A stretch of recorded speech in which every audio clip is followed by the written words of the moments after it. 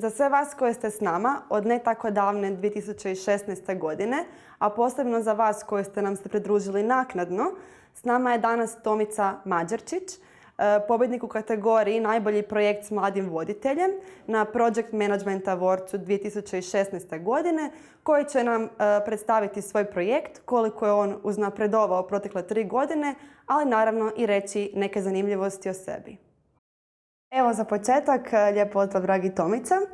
Ukratko bih te zamolila da nam se predstaviš, kažeš par rečenica o sebi, tko si, odakle dolaziš, koliko imaš godina, što radiš u svoje slobodno vrijeme.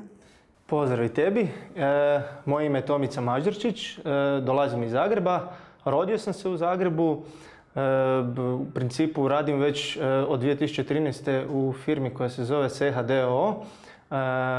Jest da je firma, ali radi se o sportu, koji u principu na neki način sam i pasionirani obožavatelj, posebno rukometa u kojem u principu čime se na neki način i bavim, više organizacijom nego da igram rukomet. U slobodno vrijeme kojeg baš ni nemam previše, pokušavam čitati, pokušavam se rekreirati, trčati i slične neke stvari. SEHA Liga je bio tvoj projekt s kojim sam se prijavio 2016. godine na Project Management Awardsu. Tako da mene zapravo trenutno zanima koliko je taj projekt uznapredovao do danas. Znači koliko ljudi sudjeluju u tom projektu, koja je tvoja uloga u tom projektu, te kako vi nekako raspodjeljujete te glavne funkcije i uloge u samome projektu. Da, prijavio sam se prije 3 godine na Project Management Award sa projektom Final Four, SEHA Gazprom lige. Samim time sam poslije i osvojio tu nagradu, za što se u stvari nisam na početku nadao. Sam projekt je na početku, kao što sam ga i tada prikazao, nije baš išao uspješno. Nakon nekoliko godina je onda doživio upravo 2016. godine jedan veliki uspjeh u Hrvatskoj. On je već od tada polučio sjajne rezultate. A ono što je i u sljedećim godinama uslijedilo je bilo još više i obećavajuće, a vjerujem da će i sljedeće godine u koje će biti održan će još možda postići i puno bolje rezultate. U samom projektu je tada sudjelovalo, čini mi se, 366 osoba. Broj ljudi se od tada povećao, čak bi rekao i duplo. Tako da je projekt postao sve veći i veći. Koliko će on rasti i koliko će biti kompleksniji, to u principu u ovom trenutku ne možemo znati, ali sa sigurnošću ću pratiti rezultate koji se ostvaraju i samim time ćemo vidjeti kada će to biti, koliko će još to na neki način, koliko ćemo uspjeti benefita ostvariti.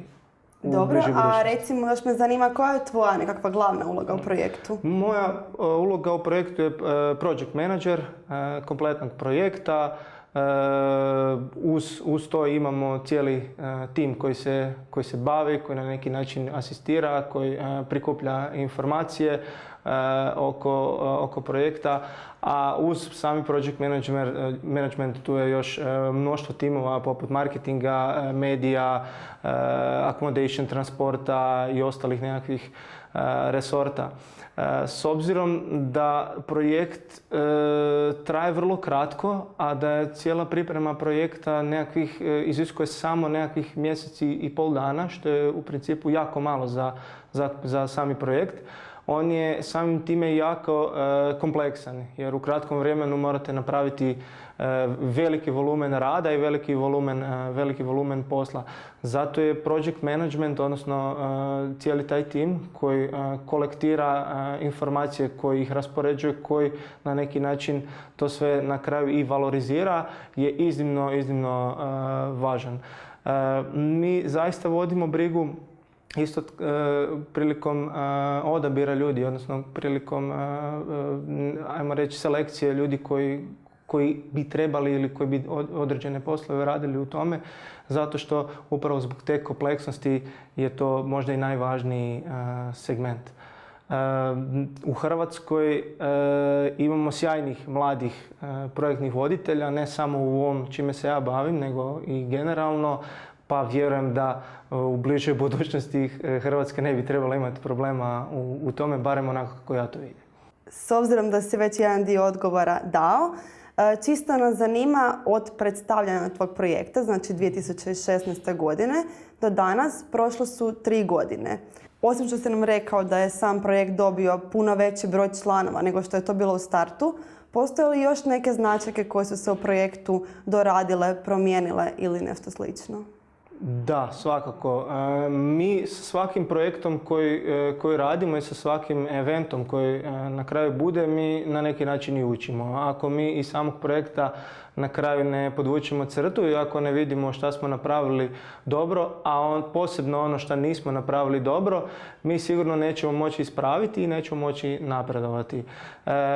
Neke od stvari koje smo što se tiče project managementa napravili, uveli smo neke nove sustave, počeli smo koristiti neke drugačije sustave, pokušavamo testirati određene stvari i samim time dobivamo nekad bolje rezultate, nekad malo lošije, ali u svakom slučaju svaki dan učimo na neki način.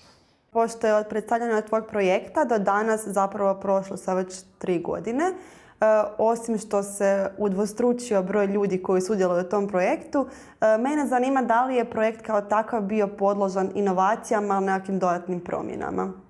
Da, svakako. Projekt je bio iznimno podložan ne samo inovacijama nego i promjenama, jer svaki koji radimo na kraju želimo nešto i naučiti od toga. Tako da mi na kraju svakog projekta kada podvučemo crtu vidimo ono što smo napravili dobro, a posebno imamo naglasak na ono što nismo napravili dobro i pokušavamo to ispravljati.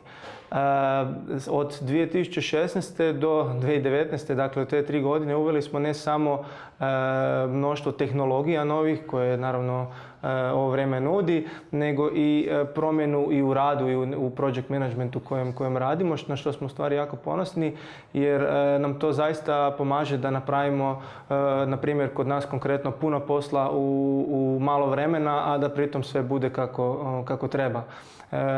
Naglasak je na velikoj količini ljudi i samim time kada imate veliku količinu ljudi, malo vremena, puno posla, mogućnosti i greške su nevjerojatno velike. Tako da iz svakog projekta zaista pokušavamo učiti. Kako izgleda jedna takva utakmica? Da li nam možeš objasniti taj neki proces koji prođete da bi odigrali vašu utakmicu? Da, naravno da mogu objasniti kako izgleda proces, recimo nekakve utakmice. Međutim, mislim da prije svega je važno naglasiti da što u principu predstavlja jedan sportski događaj. U Americi ga zovu čak i zabavni događaj. Sami sport, odnosno u ovom konkretnom slučaju rukomet se doslovno može igrati i vani na livadi ili na nekakvom igralištu, ali mi ne pričamo o tome. Dakle, ne pričamo o samoj lopti i nekih 40x20, nego pričamo o cijelom eventu. Priprema, jako je važna priprema, na koji način ćemo napuniti tribine, na koji način će biti puna dvorana, na koji način ćemo ih zabaviti, na koji način će oni nešto potrošiti da bi se uopće moglo taj cijeli event nešto prihoditi i na kraju krajeva dolazi tek ona utakmica koja se igra, kako bi ta utakmica bila vidljiva negdje na televiziji, jer naravno ne pričamo samo o onim ljudima koji dolaze gledati sportski event u dvoranu, nego i nešto šire. Danas je poznato da se utakmice prenose diljem svijeta, pa samim time taj doživljaj se širi puno dalje. To su sve nekakvi detalji koji su zaista izazovni i teško je u stvari doći i konkretno reći kako izgleda utakmica, jer ako pričamo iz perspektive jedne utakmice, onda je dovoljno ono što sam rekao na početku, 40x20 lopta i 2 ekipe. Ovo je zaista nešto puno više i pokušavamo detaljima raditi razlike između drugih. Izuzev SEHA lige, radiš li možda na još nekom projektu? I ako ne, da li to znači da jedan projekt uzima jako puno vremena pa da ne stigneš se baviti drugim projektima? I ako da, kako uopće usklađuješ rad na više projekata u isto vrijeme? Da, na neki način bi odgovor bio djelomično točan i netočan. Dakle, dosta puno radim, pa samim time nemam nekakvih svojih projekata za koje bi mogu reći da su to nekakvi moji projekti koje vodim, nego i radimo tu kod nas u firmi radimo na multi projektima, odnosno na više od jedanput. Konkretno, evo jedan koji nije vezan konkretno za našu organizaciju, odnosno za našu ligu, a djelomično i je osnivanje svoje televizije, online kanala koji će biti vidljiv naravno u čitavom svijetu, koji će biti vidljiv na svim mogućim uređajima koje danas ljudi poznaju, digitalnim naravno, i to je jedan zaista uzbudljivi i novi projekt za koji bi mogao reći da nije konkretno baš vezan direktno s ovim šta radimo, ali da se vratim na onaj početak, da previše, odnosno puno multiprojekta u jednoj organizaciji je više nego dovoljno da bi uspio nešto napraviti svoje.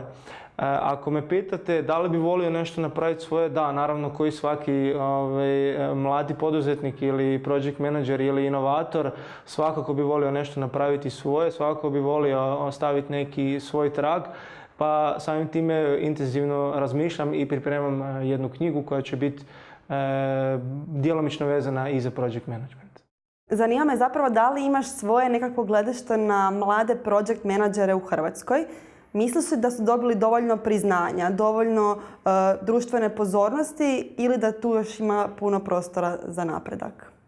Na neki način mladi project menadžeri u ovom trenutku ne dobivaju sigurno dovoljno pažnje, ali s druge strane bih rekao da je to i na nama, našim mladim project menadžerima, a naravno i na onim koji nas na neki način uče. Da li su dobili dovoljno priznanja ili nagrada, to ne mogu sa sigurnošću reći. Ono što ja znam da sam ih ja nekoliko dobio u svojoj kratkoj karijeri, pa sam na neki način i zadovoljan, iako zadovoljština baš i nije ponekad dobra.